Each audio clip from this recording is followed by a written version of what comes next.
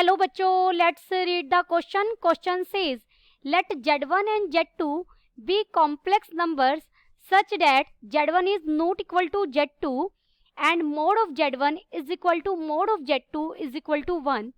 If Z1 has positive real part and Z2 has negative imaginary part, then Z1 plus Z2 divided by Z1 minus Z2 may be. Option A is 0, option B is real and positive, option C is real and negative, option D is purely imaginary. First we see the key concept. देखिए, अगर Z हमारे पास कोई भी complex number है तो वो कैसा होगा, x plus iota y type का होगा कॉम्प्लेक्स नंबर. मोड Z हम कैसे फाइंड आउट करते हैं, mod Z is equal to square root of real part का स्क्वायर प्लस इमेजनरी पार्ट का स्क्वायर. अब हमें क्या गिवन है, यहाँ पर हमें Z1 और Z2 दो कॉम्प्लेक्स नंबर गिवन है जहां Z1 Z2 के इक्वल नहीं है. तो Z1 को मैंने लिया a प्लस आयोटा b. हमें Z1 पर यह भी कंडीशन गिवन है कि Z1 का जो रियल पार्ट है वो पॉजिटिव है. पॉजिटिव है तो यानी a कैसा होगा, ग्रेटर देन 0, और b कोई भी रियल नंबर होगा. Z2 यहाँ हमारा क्या होगा, Z2 मैंने लिया c प्लस आयोटा d.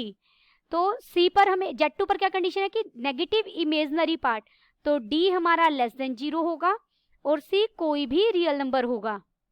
हमें गिवन है स्टेटमेंट में mod of Z1 is equal to mod of Z2. Mod of Z1 अगर मोड ऑफ Z2 के इक्वल है तो अभी की कॉन्सेप्ट में बताया मोड ऑफ Z1 क्या होगा, square root of a square plus b square, और मोड ऑफ Z2 क्या होगा, square root of c square plus d square. This implies यहां से a square plus b square equal हो गया c square plus d square के. This implies यहां से मैं लिख सकती हूं a square minus c square equal हो गया d square minus b square. Now अब हमें फाइंड आउट क्या करना है, देखिए हमें फाइंड आउट करना है Z1 plus Z2 divided by Z1 minus Z2.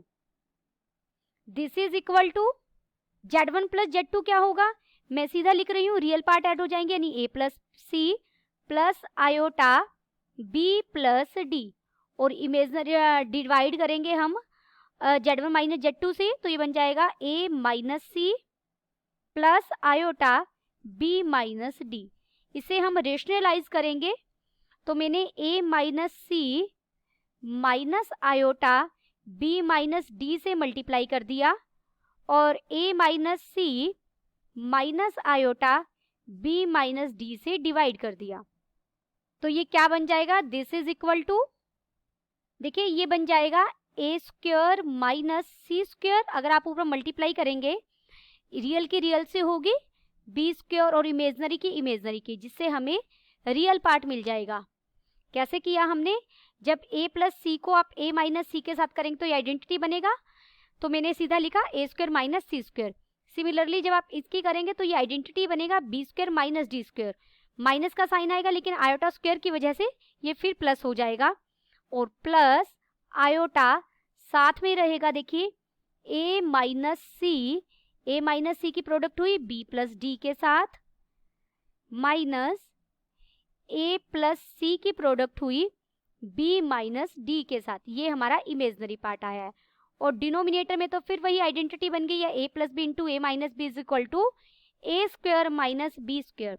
तो डिनोमिनेटर में बन जाएगा a माइनस सी का whole square plus b minus d का होल स्क्वायर. फॉर्मूला से यहाँ माइनस आता है लेकिन आयोटा स्क्वायर की वजह से बीच में क्या हो गया, प्लस हो गया. दिस इज इक्वल टू, अब देखिए हमने पीछे फाइंड आउट किया है a square minus c square किसके इक्वल है, d square minus b square के. तो a square minus c square यहाँ मैंने एज इट इज रखा और मैंने इसे कर लिया माइनस, कॉमन ले लिया यहाँ से d square minus b square plus iota के साथ आप एज इट इज लिखेंगे a minus c into b plus d minus a plus c into b minus d whole divided by a minus c का whole square plus b minus d का whole square. तो ये equal हो जाएगा अब देखिए ये तो इक्वल हैं दोनों, तो ये आपस में कट जाएंगे, 0 कर देगा।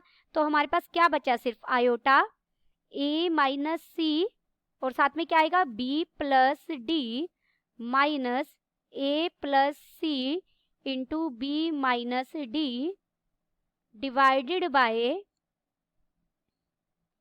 a माइनस सी का whole square plus b minus d का होल स्क्वायर। ये पूरा इमेजनरी पार्ट आया है। ये हम क्या सोल्व कर रहे थे, Z, therefore z1 plus z2 divided by z1 minus z2 is purely imaginary.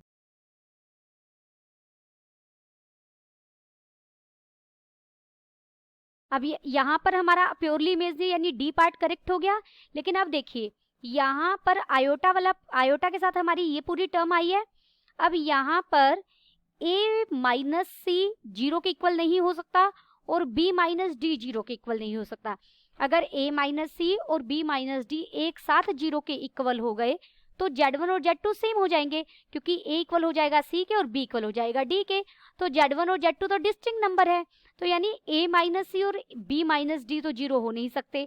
लेकिन किसी केस में अगर b प्लस डी और a प्लस सी 0 हो गए, इफ यहाँ पर a प्लस सी 0 आ गया हमारा एंड b प्लस डी 0 आ गया, देन उस केस में इमेजनरी पार्ट भी क्या हो जाएगा, 0 हो जाएगा। तो z1 plus z2 divided by z1 minus z2 क्या हो जाएगा, इक्वल टू 0।